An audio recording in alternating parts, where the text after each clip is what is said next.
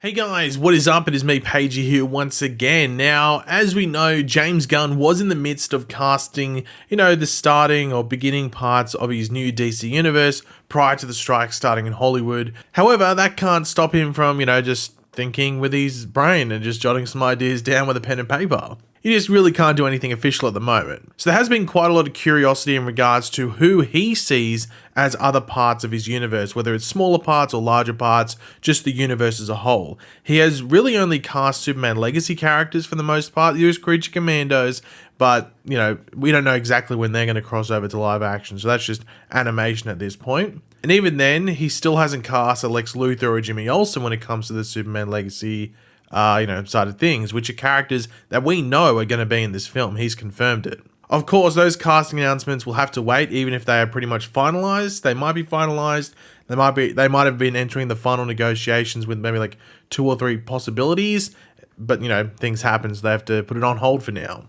But outside of Superman Legacy, a lot of people are wondering what other actors could be filling in the voids or spaces that are currently there for some well-known superheroes and villains and just characters as a whole. We do know, for example, that a Batman movie is in development with Andy Muschietti directing, but there's no Batman actor yet, and that goes the same for the Green Lantern show, Booster Gold, Swamp Thing, and many more. Those positions are open, at least to us, the public. We see them as open, so who's going to fill those voids? And due to the strikes, there isn't really any news coming out, so people are looking at anything they can to get a hint at what could be coming our way, casting-wise, in James Gunn's new universe, and this is where Instagram plays into things. So we actually talked about this a couple of weeks ago, I think it was, or at least a week and a half ago, roughly, but Twitter was actually slow this time around to this thing, and took like an extra week, I guess, to find out this from after we talked about it here.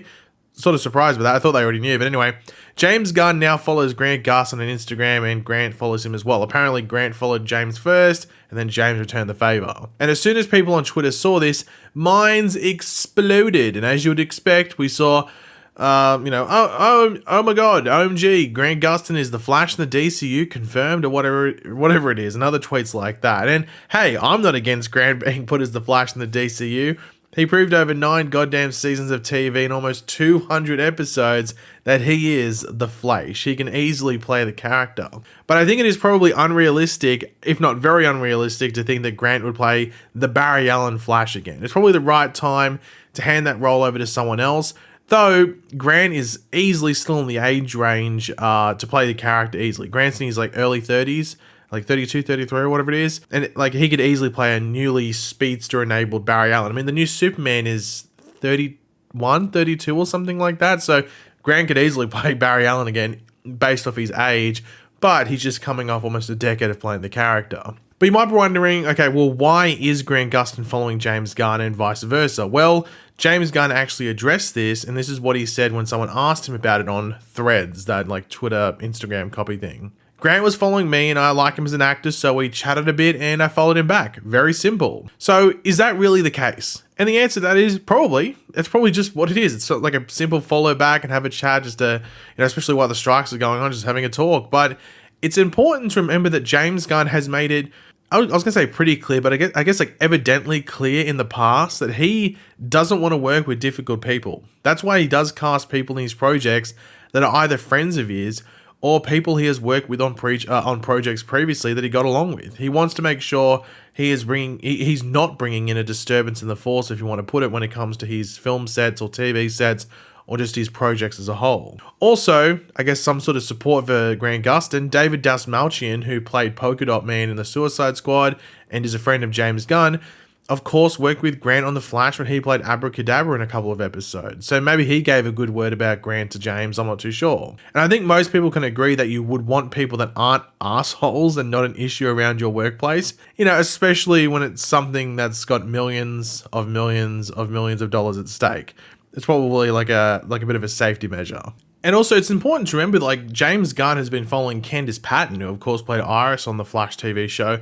I think he's been following her for a while. I'm not too sure exactly how long, but when the Flash was still going on, even it might have even been before season 9 even came out, they were following each other. So, people brought that up. So, it's not like, James Gunn following someone means instant casting in another project. It's just something to keep your eye out on. But But yeah, definitely don't expect Grant Gustin to be cast in the next project that's in the DCU as, like whoever it might be.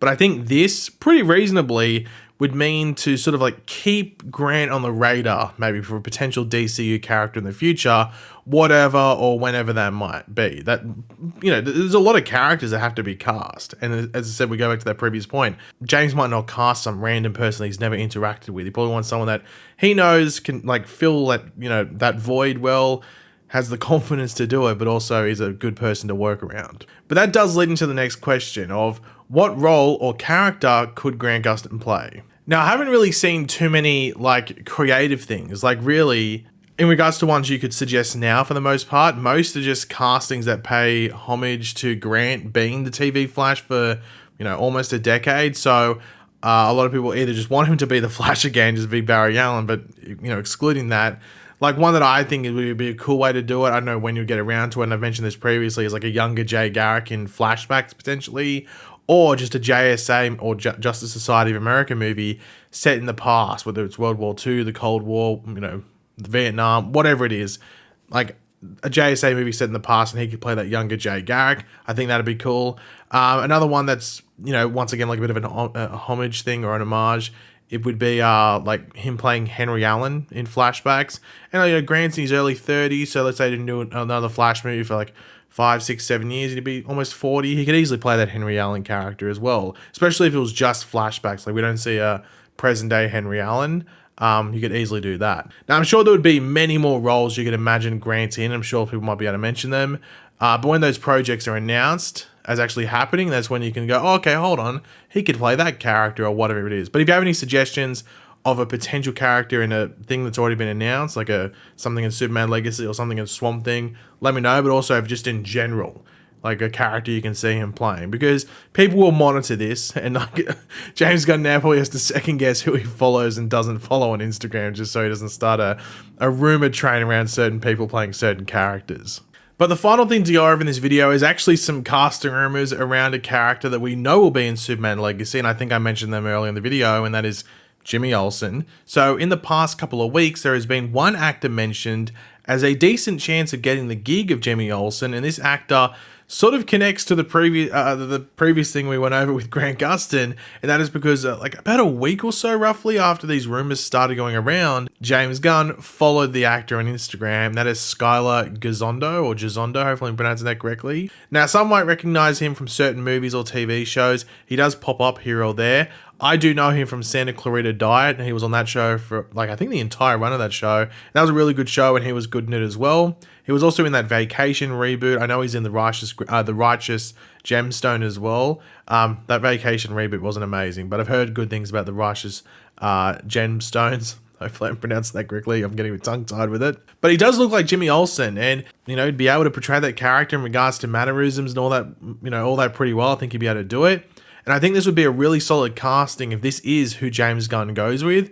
He is also like only 5.5 feet tall roughly, so there would be that size difference, like considerable size difference between him and Superman, played by David Corenswet, who was like 6'3", 6'4", or something like that. So I do like that. You want your Superman to be this really like a bulking tall dude, and Jimmy Olsen sort of be a bit smaller. Now, Skylar is in his late 20s, so I don't know if he is cast. I guess we're getting a bit too confident here in regards to him being cast, but if he is cast, I mean, would you play Jimmy Olsen in his late 20s, or would you make him his early 20s? Because Skylar looks young enough where he could put off, being like a 22, 23-year-old Jimmy Olsen. Like, he's only 27, so like he's 29 or something.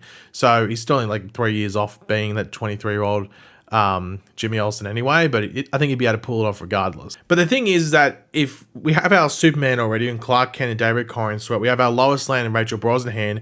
If this is the Jimmy Olsen and that this finishes off that main trio of like characters in the Daily Planet, I think that's almost like a borderline 10 out of 10 casting in regards to those three. Now, if James Gunn nails the Lex Luthor casting, which we don't know when that's going to come, there are some names that are being thrown out there. Some of them sound better than the others, so hopefully he chooses the better option there. But if he does nail that casting for Lex Luthor, then he is off to a very, very good start with this film before cameras even start rolling.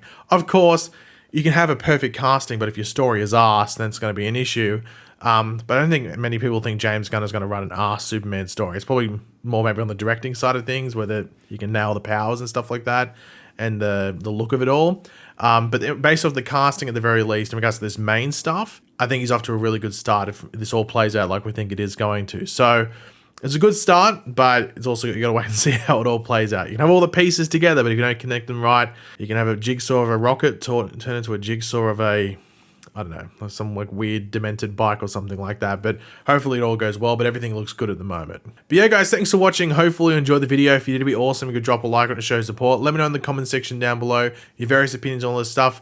Do you have an idea for a Grant Gustin fan cast for something in the DCU? What are your thoughts on this potential Jimmy Olsen casting as well? Let me know in the comment section down below. And of course, if you are new to the channel, make sure to subscribe. And I'll catch you guys later. Goodbye.